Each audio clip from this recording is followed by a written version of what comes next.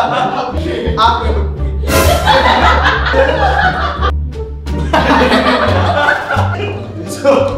laju pula tu. Y'all ready for this? Hai guys. Hai. Dapat A. Dapat A. Mac mode Matematik modern. Matematik modern ni. Saya alhamdulillah lah C. D kot. Aduh, jedoh Aduh. Modern B+. Wow. Okay, not bad. Hari ini kita bukan SPM, bukan UPMR, tetapi UPSR. Ayo. So, kau tengok senang lah. So, confident lah? Kalau UPSR mudah. So, agak macam mana? Confident lagi tak?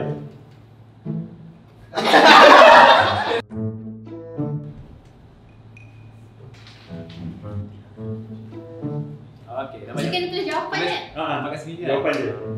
Firas. Okay. Okay. 3/8. Okay. Kau apa yang Soalan yang kedua. apa ni? Ush. Okay. Yeah. Ustaz. Kenapa tak hidup? Kenapa? Okay. 7/10. Diam. Ush. Okey. Terusnya. Wish you. Susah ke? Susah. Senang je. Kita nak panjang sikit. Maka pen tak ada ni. Pen tak ada buat. Itu. Satu tu je per 10.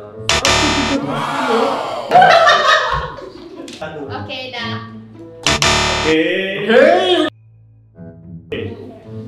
Sekarang Awak.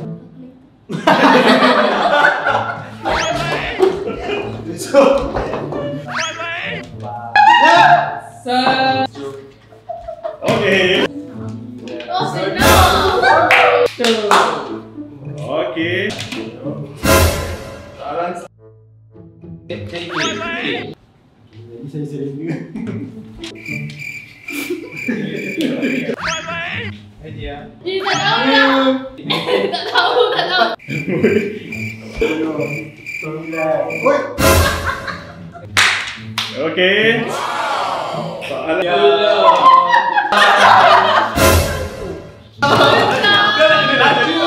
Kau nak kena laju pula tu. Ini dah jenam ni soalan terakhir. Jenang. Dah jenang. Okay. Dah jenang. Kosong. Woi, kau nak? 3, 4, 5. Okay. Jawapan. 15/4. Okay. Berjaya. 3/6. Walaupun dah begini, kami tetap dapat jawab. Jawapannya 3 daripada 6. 2/3.